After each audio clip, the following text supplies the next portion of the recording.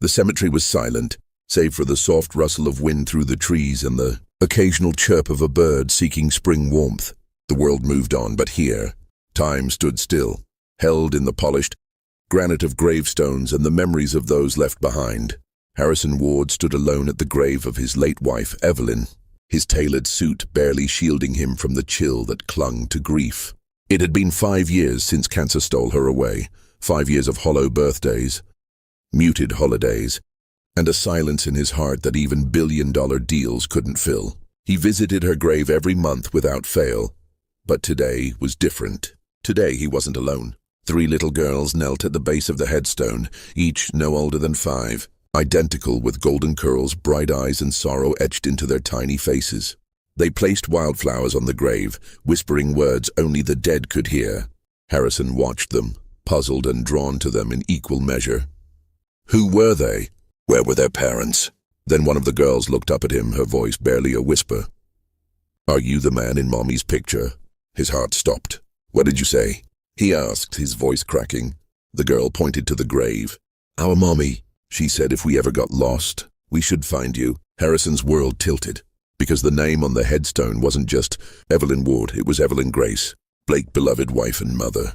And beneath those words, scratched faintly by small hands, were the names of the 3 girls who stood before him. Ella, Elise, Emery, a secret buried with Evelyn.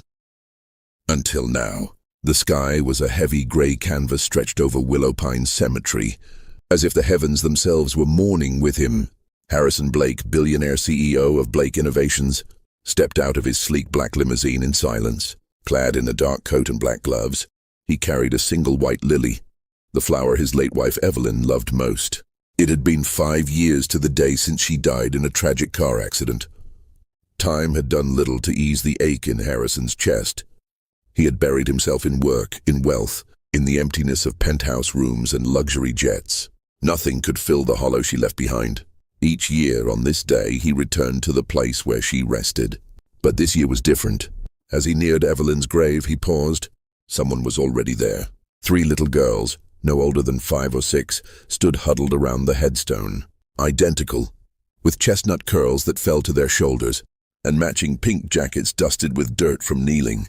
They were holding tiny bouquets of daisies and carnations. Tears streaked their cheeks, and their sobs sliced through the still morning air. Harrison blinked. Triplets. He stood at a distance, unsure of what to do. Were they someone else's children? A school group, maybe? But no adults were around. Just the 3 girls alone mourning the woman he loved.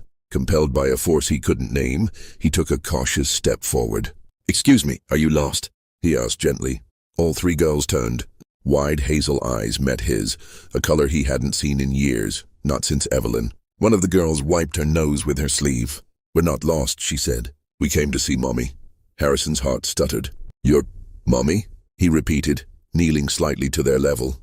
"Who told you she was your mother?" "She told us," another girl replied, her voice soft. "Auntie said we could visit her grave today. She used to show us pictures and tell us stories." "This is her, right?" She pointed to the name etched in stone. "Evelyn Grace Blake, beloved wife, gone too soon." The air thickened around Harrison. He stared at them, struggling to form words. "What's your name?" "I'm Ella," said the first. "I'm Emery," said the second. "And I'm Elise," chirped the third, brushing her curls behind her ear. "You're Mr. Blake, right? Mommy used to say you're our real daddy." Harrison recoiled slightly, as though the ground had shifted under him. "What did you just say?" he whispered, his voice caught in his throat. The girl nodded seriously. "She said we have your eyes, and your chin, and that if you ever met us, you'd know. She said you'd feel it in your heart." He stood there, speechless. The girls weren't lying. He could see Evelyn in their tiny faces. And now that he looked closely, he saw glimpses of himself too. The sharp line of the jaw, the arch of the brows. "No," he muttered. "That can't be." "We left her a letter," Ella added, pointing to a folded paper tucked beneath a small rock near the grave. "We write to her every year." "Who brings you here?" Harrison asked slowly. "Aunt Mary," said Emery. "She's been taking care of us since..." "Forever." Mari. That name struck a familiar chord in Harrison's mind. Maribel Cross, Evelyn's best friend from college. They had grown distant during the marriage, but Evelyn always defended her fiercely. She vanished from Harrison's radar not long before Evelyn's death. He hadn't thought of her in years. "Where is she now?" he asked. "She dropped us off," Elise said, glancing toward the cemetery gates. "She said she had an errand but would be back soon." Harrison looked toward the gate, but there was no one. He returned his gaze to the girls, the weight of 1,000 thoughts pressing into his chest. Could it be possible? Had his wife kept such a secret from him? He thought back to a strange time during their marriage about 6 years ago when Evelyn had gone away for a few months, claiming to need a mental health break. She said she stayed with family in Europe. When she returned, she was quieter, a little frailer, but insisted everything was fine. He never pushed her. Was that when the pieces were jagged, but they were beginning to form a picture? "I want you girls to stay here with me," Harrison said, rising slowly, "until your aunt returns." They didn't protest. In fact, Ella reached out and took his hand without hesitation. It was small, warm, trusting. Harrison led them to a nearby bench, where he sat with them under a trembling maple tree. The breeze whispered around them. One by one, they began telling him stories, little fragments of their life with Aunt Marie, of bedtime tales about a beautiful lady named Evelyn, of how they sometimes saw her in dreams. And all the while Harrison listened, stunned and haunted. The minutes ticked by. Then a car finally pulled up at the far end of the cemetery, a beat-up blue sedan. The driver stepped out in a hurry. She wore sunglasses, but Harrison knew her instantly. "Maribel," he said, standing to face her. She froze. Her hand trembled as she closed the car door. "Mr. Blake," she said with cautious formality. You didn't expect me to find them," he interrupted. "At my wife's grave, crying, calling her mommy, calling me their real father." Maribel pulled off her sunglasses. Her face was pale, her lips tight. "You weren't supposed to know," she said softly. "Evelyn didn't want you to. Why?" he demanded, his voice low, shaken. "Why would she keep this from me? They're mine, aren't they?" Maribel looked at the girls, now watching curiously from the bench, then back at Harrison. A long silence passed between them. Finally she nodded. "Yes," she whispered. "They're yours." The wind blew through willow pines like a whisper of the past, unsettling the fallen leaves at Harrison's feet. Maribel stood frozen before him, her expression unreadable, her lips trembling as if holding back years of buried truths. "They're mine," Harrison said again, more firmly this time. "All 3 girls. My daughters." Maribel let out a breath, barely audible. "Yes, they're yours." A jolt of emotion surged through him, grief, confusion, and above all, betrayal. His mind raced back to the final years of his marriage. Evelyn had become distant, retreating behind an emotional veil he couldn't penetrate. She never told him she was pregnant, never even hinted. "How could she not tell me?" Harrison asked, voice raw. "How could you not tell me?" Maribel looked away. "Because she was scared, Harrison. She didn't want to hurt you." "Hurt me?" He gave a bitter laugh. "Keeping my own children from me for 5 years. That's how she protected me." "It's not that simple," Maribel whispered. "Evelyn found out she was pregnant during your separation." Harrison's chest tightened. "That wasn't a separation. She said she needed time alone. Said she was going to Europe." "She did go away," Maribel said, "but not to Europe. She stayed with me in Vermont. I helped her through the pregnancy." He staggered back a step. "So all of that time I was grieving her silence, thinking it was depression. She was having my children." Maribel finally stepped forward. She was terrified, Harrison. She didn't know how to face you. And when the accident happened, she died with the secret. "But you knew," he said coldly. "You knew and still kept them from me." "I did it for them," Maribel said, tears forming in her eyes. "She made me promise on her deathbed. She thought with your wealth, your empire, you wouldn't want children disrupting your life. She was afraid they'd grow up as photo ops, not daughters." "She didn't trust me," Harrison said, more to himself than to her. "No," Maribel said gently. "She loved you, but she didn't trust the world you lived in." The girls watched from the bench, kicking their feet idly, oblivious to the earthquake unraveling between the adults.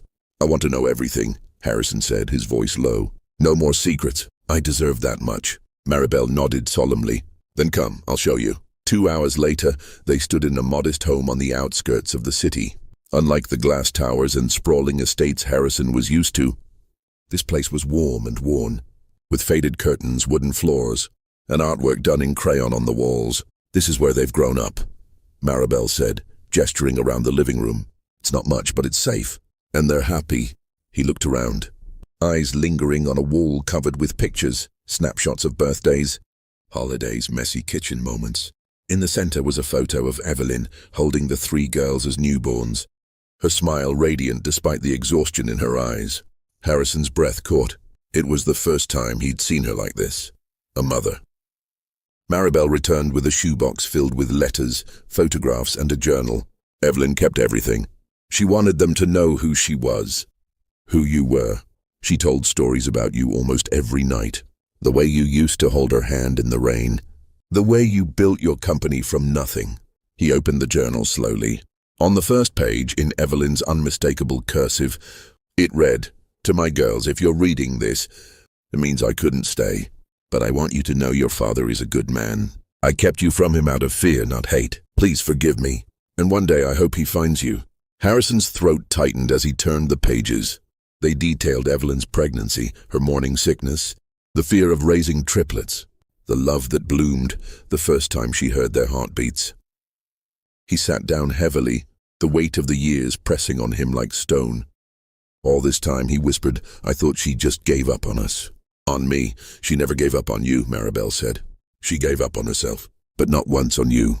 He looked up, his voice firmer now. "I want to take responsibility. I want to be in their lives." Maribel hesitated. "They don't know the whole truth. They think of you as a fairy tale, the father in their bedtime stories."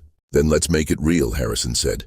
"I want to start today." Back at the cemetery, Harrison knelt before Evelyn's grave for a long moment before speaking aloud. "I don't know why you did it, Eve, but I'm here now. I found them, our daughters, and I'm going to make it right. I promise you." Behind him, the triplets waited near the car, watching the man who felt both like a stranger and someone who had always belonged. He turned to them with a gentle smile. "Would you girls like to spend some time with me today?" Ella's eyes lit up. "Can we get ice cream and ride in your fancy car?" Elise asked. Emery just stared at him with a thoughtful frown. "You're sad, but you smile nice." Harrison chuckled, the first real laugh in what felt like years. "Yes to all of that. Let's go." He helped them into the limousine, each one eager to press the buttons, explore the seats, and giggle with delight. Maribel followed behind in her car, watching with cautious hope. Inside the vehicle, Ella leaned against him and asked, "Do you like us?" Harrison wrapped an arm around her shoulder. "I don't just like you, I love you." Elise chimed in, "But you just met us." He smiled. "Sometimes you just know." The ride back into the city was filled with questions from the girls and stories from Harrison. For the first time in 5 years, his heart didn't feel like a graveyard. He was starting to live again. The next morning, sunlight streamed into Harrison's penthouse, bright, golden and warm. It poured through the glass walls, dancing over pristine marble floors and minimalist furniture. But what truly lit up the place weren't the golden rays of dawn. It was the laughter of 3 little girls. Ella was spinning in circles on the living room rug. Elise was playing with the elevator buttons. And Emery had found her way into Harrison's study, leafing through one of his framed awards with wide-eyed wonder. Harrison stood by the kitchen island, watching them with quiet awe. How had he lived without this? Without them? Maribel, sitting on the edge of the plush couch, looked overwhelmed but oddly at peace. She hadn't realized how quickly they'd warm up to him. He thought they were remarkable, like Evelyn, and yet each carried something unique. Elise, the firecracker. Ella, the dreamer. Emery, the quiet observer who saw what others missed. Harrison grew serious. He wanted to be in their lives, not as a visiting figure or occasional presence, but fully present. Someone they'd grow up knowing never abandoned them. Maribel agreed, but reminded him of what needed to happen first. A paternity test for legal guardianship, and so no one could challenge what came next. Harrison didn't hesitate. They would do it today. By mid-morning, they were at a private clinic Harrison trusted.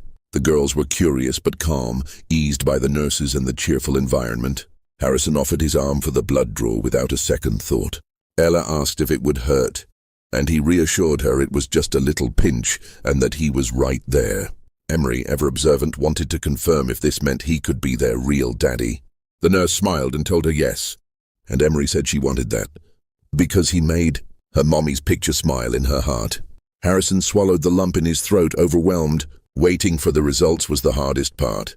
Harrison took the girls on a day-long adventure through the city.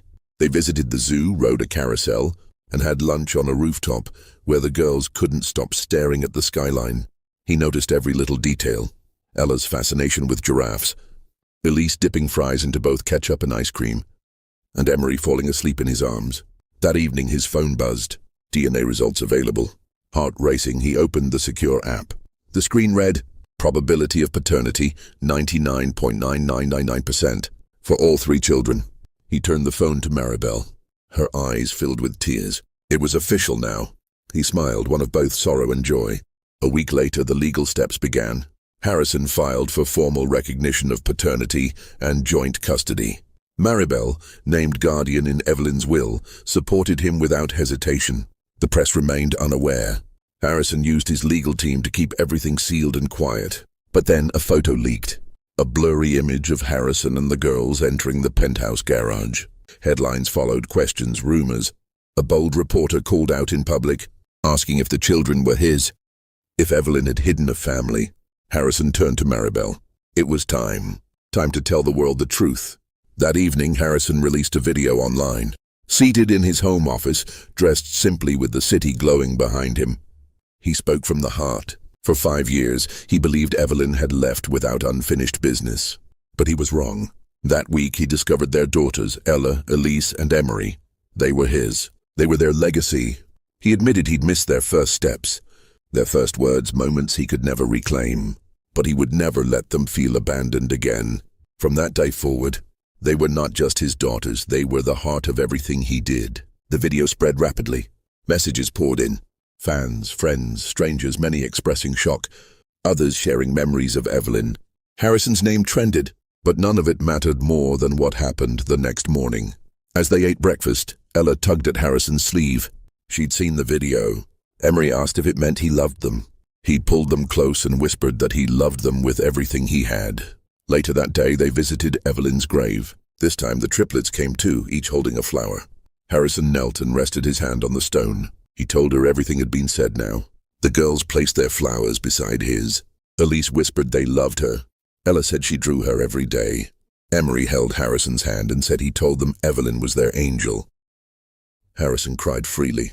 He promised Evelyn he would raise them with love, protect them, and make sure they always knew her through him. Maribel stood a few steps behind, her heart torn and healing all at once. The family, once torn by silence, stood united by truth. And for the first time since her death, Harrison didn't feel alone. The mansion was bathed in the warm hues of the setting sun, its grand windows casting golden reflections on the polished marble floors. Inside, the once quiet, somber halls echoed with the sounds of laughter and life. For the first time in years, the estate felt like a home, not just a house filled with expensive things. Harrison stood by the staircase, watching as the triplets ran through the foyer, their giggles bouncing off the high ceilings.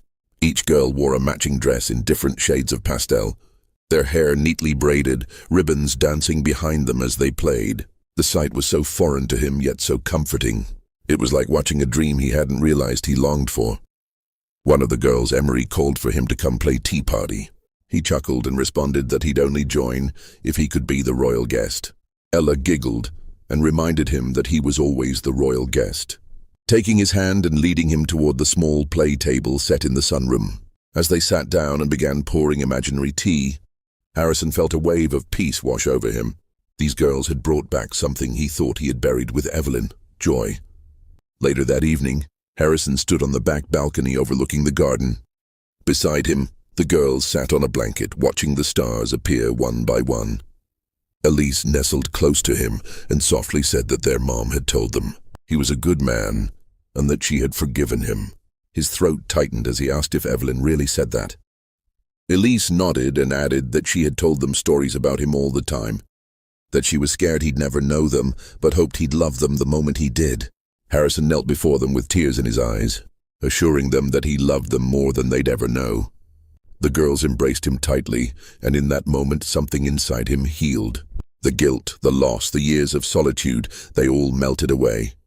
The following weeks were a whirlwind of change. Harrison hired a team of tutors, therapists, and caretakers to help the girls adjust to their new life. But he was always present, reading bedtime stories, helping with homework, even learning how to braid hair, a skill he never imagined he'd need.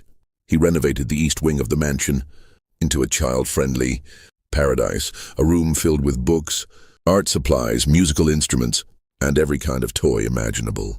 But more than that, he filled their lives with time and affection, things money couldn't buy.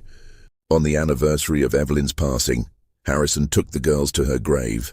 They brought flowers, pink tulips, her favorite. He knelt with them and whispered that he had kept his promise, that he had found them, that he loved them, and would never let them go. As they walked away from the grave, hand in hand, Emery looked up at him and asked if he thought their mommy was proud of them. He smiled with happy tears in his eyes and said he knew she was.